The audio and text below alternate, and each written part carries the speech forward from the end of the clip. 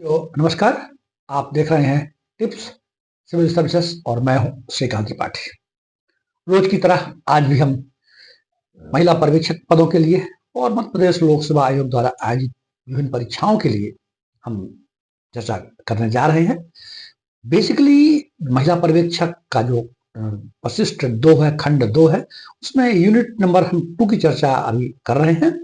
इसमें unit number 2 में महिलाओं एवं बच्चों के संबंध में भारत सरकार के द्वारा, राज्य सरकारों के द्वारा जो विभिन्न प्रकार के कानून बनाए गए हैं, उनकी व्यापक चर्चा हमने कर ली है। शिक्षा के अधिकार अधिनियम की भी हमने चर्चा कर लिया है। आप प्ले लिस्ट पे जाकर के वो सभी कानूनों को आप पढ़ सकते हैं। आपके पाठ्यक्रम में जो स्पेसिफिक तरीके से जो टॉपिक दिए गए हैं, उनको स्पेसिफाइड किया गया, उनकी उनकी चर्चा थोड़ा हम डिटेल में कर रहे हैं।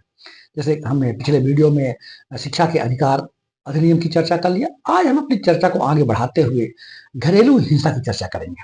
घरेलू हिंसा क्या है, घरेलू हिंसा के प्रकार क्या हैं, घरेलू हिंसा के कारण क्या हैं, महिलाओं को क्या प्रोटेक्शन दिए गए हैं, क्या सुरक्षा दी गई है, और घरेलू हिंसा का जो संरक्षण अधिनियम 2005 है, उसमें उसकी क्या क्या विशेषताएं, इस संबंध में हम चर्चा करने जा रहे हैं। हम चर्चा को शुरू करते हैं। घरेलू हिंसा सामान्यतः तो घर परिवार प्रेम के लिए बनता है और प्रेम से बनता है, लेकिन घर परिवार में ही महिलाओं को एवं बच्चों को डोमेस्टिक वायलेंस झेलना पड़ता है। यद्यपि यह जो कानून था, घरेलू हिंसा कानून 2005 जो आया था, ये मुख्यतः महिलाओं के लिए है, लेकिन इसमें बच्चों को भी कवर किया गया है, बच्चों को भी सुरक्षा प्रदान किया गया है। 2005 में घरेलू हिंसा अधिनियम आया और 26 अक्टूबर 2006 में लागू हुआ। इसके संबंध हम चर्चा करेंगे। घरेलू हिंसा में पत्नी, बहू, माँ, बहन, बेटी, लिविंग इन पार्टनर कोई भी शामिल हो सकता है। इसके जो प्रकार है, घरेलू हिंसा शारीरिक, मानसिक, यौन संबंधी, आर्थिक, ऐसी कोई भी हिंसा हो सकती है। शारीरिक हिंसा में मारपीट, धक्का देना, जलाना, चोट पहुंचाना। मानसिक या भावनात्मक जो हिंसा है, उसमें गाली देना, अपमान करना, चरित्र पर शंका करना। यौन हिंसा में इच्छा के विरुद्ध शारीरिक संबंध बनाने के लिए मजबूर करना, यौन शोषण करना। आर्थिक हिंसा के अंतर्गत पैसा न देना, उसके परवरिश बच्चों की ठीक से न करना, पढ़ाई लिखाई पर ध्यान न देना, उनको डांटना, फटकारना, मारना, और महिलाओं को नौकरी करने से रोकना, घर से बाहर जाने से निकालना। तो इस तरह की शारीरिक, मानसिक या भावनात्मक कोई भी प्रकार की हिंसा हो सकती है। यदि हमारा देश अहिंसा परमो धर्म के लिए है, इनके लिए जाना जाता है, फिर भी हमें घरेलू हिंसा, पारिवारिक हिंसा भी देखने को मिलती है, जिसमें हमने चर्चा किया कि उसमें माँ, बहन, बेटी, पत्नी, बहू, लिव इन पार्टनर्स और बच्चे भी शामिल हो सकते हैं। क्या कारण है घरेलू हिंसा? जानते हैं कि परिवार तो प्रेम के लिए बनता है, प्रेम से ही बनता है, फिर भी घरेलू हिंसा क्या कारण है, उसके जो कारण बताए जाते हैं, उसमें बेसिकली जो 4-5 कारण को हम चर्चा करेंगे। पहला है पितृसत्तात्मक समाज। हमारी सोसाइटी, जो भारत का जो कल्चर है, वो पितृसत्तात्मक, यानी पिता परिवार का मुखिया होता है और उनको महिलाओं से ज्यादा अधिकार मिले होते हैं, और ये बहुत सारे शारीरिक, सामाजिक बनावटों के कारण भी होता है, जिससे महिलाओं का भेदभाव होता है, और भेदभाव होने का कई प्रकार की डोमेस्टिक वायलेंस का सामना करना पड़ता है। दहेज प्रथा, दहेज हमारे समाज में बड़ी विकराल तरीके से दहेज प्रथा है। दहेज ना देने के कारण बहुओं को और लड़कियों को कई प्रकार की हिंसा झेलनी पड़ती है। नशा, ड्रग ड्रग एडिक्शन, कई परिवारों में लोग कई तरह के नशे करते हैं, और नशे की वजह से वो अपना विवेक खो बैठते हैं, और नशे के पैसे प्राप्त करने के लिए या उनकी इच्छाओं की पूर्ति नहीं होती है तो डोमेस्टिक वायलेंस करते हैं, पत्नी को मारते हैं, बच्चों को मारते हैं, ऐसा भावनात्मक रूप से गाली गलौज भी करते हैं। ऐसे कई प्रकार की हिंसा देखने को मिल सकती है। तो नशा भी एक बहुत बड़ा कारण है। आर्थिक अस्थिरता, व्यक्ति बेरोजगार है, ठीक से कम रोजगार पे नहीं है, तो एक प्रकार का जो फाइनेंशियल इंस्टेबिलिटी होती है, वो भी उसको एक प्रकार का प्रेस्टाइज करती है। क्रोध, दबाव और गुस्सा इस टाइप से डोमेस्टिक वायलेंस के ऊपर निकलती है। शिक्षा की कमी, शिक्षा, महिलाओं में भी शिक्षा की कमी है। पुरुषों में भी कई जगह शिक्षा की कमी है। शिक्षा की कमी होने से महिलाओं को अपने अधिकारों के, अपने संरक्षण के लिए बनाए गए कानूनों की जानकारी नहीं की जानकारी कम है। और शिक्षा की कमी होने से जो शिक्षा समाज के लिए जो एक बेहतर संदेश देती है, बेहतर विवेक देती है, बेहतर बुद्धि देती है, अगर शिक्षा नहीं है तो फिर निरक्षर व्यक्ति तो क्या बुराई कर सकता है, ये हम सब समझते हैं इस बात को।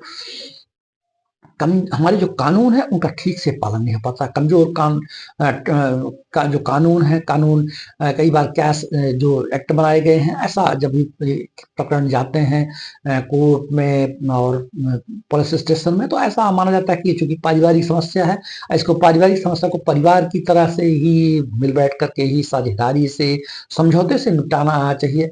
तो जो कानून इनका जो ठीक से क्रियान्वयन नहीं हो पाता है, ट्रायल ठीक से नहीं हो पाते, इसकी वजह से भी डोमेस्टिक वायलेंस होते हैं। महिलाओं को और बच्चों को घरेलू हिंसा का सामना करना पड़ता है। और सामाजिक और पारिवारिक दबाव है, कई प्रकार के दबाव होते हैं।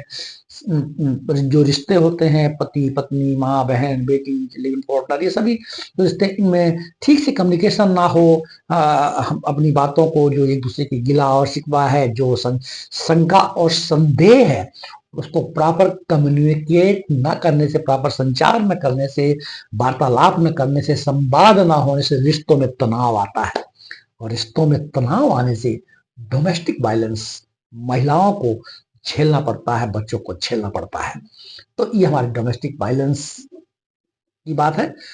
तो हमने चर्चा किया कि ये जो कानून है, ये वास्तव में जो राष्ट्रीय महिला आयोग ने 1999 में 1999 1999 में एक रिपोर्ट पेश की, जिसमें घरेलू हिंसा के संबंध में उन्होंने एक प्रतिवेदन दिया और कहा कि महिलाओं को सुरक्षा के लिए एक प्रकार के अधिनियम की आवश्यकता है। जो कानून बने हुए इंडियन पिनल कोड और अन्य जो कानून है, उनसे महिलाओं और बच्चों को पर्याप्त सुरक्षा नहीं मिल पा रही है। ये ऐसा राष्ट्रीय महिला आयोग ने 1999 में एक रिपोर्ट पे कहा। ये बात घरेलू हिंसा माननीय सर्वोच्च न्यायालय तक गई। तो 2002 में माननीय सर्वोच्च न्यायालय ने भी घरेलू हिंसा के लिए कानून बनाने की के संबंध में एक निर्देश भी दिया और महिला बाल विकास मंत्रालय ने इसको गंभीरता से लिया। इस प्रकार बात आगे बढ़ी और 2005 में घरेलू हिंसा अधिनियम, महिलाओं को प्रोटेक्शन देने के लिए घरेलू हिंसा अधिनियम 2005 है, जिसे 26 अक्टूबर 2006 लागू कर दिया गया। ये लागू हो जाने से महिलाओं को क्या क्या अधिकार प्राप्त हो जाते हैं, उसके संबंध में 4-5 बिंदु हैं। इनको अगर हम याद रखेंगे तो हमको एक बेहतर जानकारी मिल सकेगी। अगर इस तरह के डोमेस्टिक वायलेंस कोई हो रहा है और महिलाओं को घर से कोई, जो परिवार का कोई व्यक्ति उनको घर से बाहर निकालता है, चाहे पति हो या ससुर हो, पिता हो, कोई भी हो, तो उन्हें अपने घर में रहने का अधिकार होता है। और यदि उनको पर्याप्त प्रोटेक्शन नहीं मिलता तो माननीय सर्वोच्च न्यायालय के द्वारा स्टेशन, जो पुलिस स्टेशन होते हैं, उनके द्वारा संरक्षण आदेश भी मिलता है। संरक्षण अधिकारी भी नियुक्त किए जाते हैं। उनको मुआवजा और भरण पोषण मिलता है। यदि उनको पति के द्वारा या जो भी परिवार के लोग हैं, उनका भरण पोषण ठीक से नहीं करते, ठीक से कंपनसेशन नहीं देते, तो जेल भी जाना पड़ता है। शेल्टर हाउस बनाए गए हैं, वन स्टॉप सेंटर, सखी बनाए गए हैं, आश्रय घर है, स्वाधार होम है, जहां महिलाओं को आश्रय भी प्रदान होता है। निःशुल्क कानूनी सहायता, अनुच्छेद 39A, हम जब डायरेक्टिव प्रिंसिपल को पढ़ते हैं, राज्य के नीति निर्देशक तत्व, तो हम जो 36 से 51 तक है, उसमें निःशुल्क कानूनी सहायता है। यदि कोई महिला वकील करना चाहती है तो सरकार के द्वारा वो निःशुल्क कानूनी सहायता, निःशुल्क वकील दिए जाते हैं, ताकि उनकी तरफ से पैरवी किए जा सके। ऐसा इस तरह से उनको अधिकार महिलाओं को दिए गए हैं इस कानून के अंतर्गत। महिलाएं इसमें और कहाँ अपना इसलिए के लिए, अपनी सुरक्षा के लिए क्या क्या कर सकती, इसके लिए भी महिलाओं को अवेयर होना चाहिए, बहुत जरूरी है। महिला हेल्पलाइन बने हुए हैं, 1091 महिलाओं के लिए हेल्पलाइन है, 181 CM हेल्पलाइन है, जो सबको मालूम है।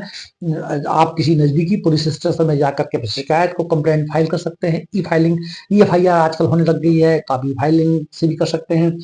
जो आपके संरक्षण अधिकारी जो नियुक्त किए जाते हैं पुलिस स्टेशन से, उनको आप बता सकते हैं। राष्ट्रीय एवं राज्य महिला आयोगों को भी अपनी शिकायतें भेज सकते हैं। बहुत सारे स्वयंसेवी संगठन से NGOs होते हैं, महिला संगठन होते हैं, वहां भी अपनी शिकायत को कंप्लेंट फाइल कर सकते हैं, उसका भी निपटारा होता है। इसके लिए जो हमारा ये एक्ट बना हुआ है 2005 का घरेलू हिंसा महिला का संरक्षण अधिनियम 2005, इसमें निर्देश दिए गए हैं कि जो न्यायिक प्रक्रिया है वो 60 दिन में पूरी हो जाए, जो चार्जशीट है वो बन जाए और 60 दिन में न्यायिक प्रक्रिया पूरी कर ली जाए। और अगर ये कोई डोमेस्टिक वायलेंस करता है तो न्यायिक प्रक्रिया में जो अगर ये चीजें आती हैं कि डोमेस्टिक वायलेंस किसी महिला को और बच्चे को परेशान होना पड़ा है, झेलना पड़ा है, तो उसको 1 साल तक की सजा और 20,000 रुपए तक का जुर्माना हो सकता है। तो ये है डोमेस्टिक वायलेंस, घरेलू हिंसा से महिलाओं को संरक्षण अधिनियम 2005 के संबंध में। ये हमारी परीक्षा के लिए भी उपयोगी है, हमारे सामान्य ज्ञान के लिए उपयोगी है। आप जो परीक्षाओं में निबंधात्मक प्रश्न लिखते हैं उनके लिए उपयोगी है। और हम सब इस देश के नागरिक हैं, हमें अपने कानूनों के संबंध में भी जानकारी होना चाहिए।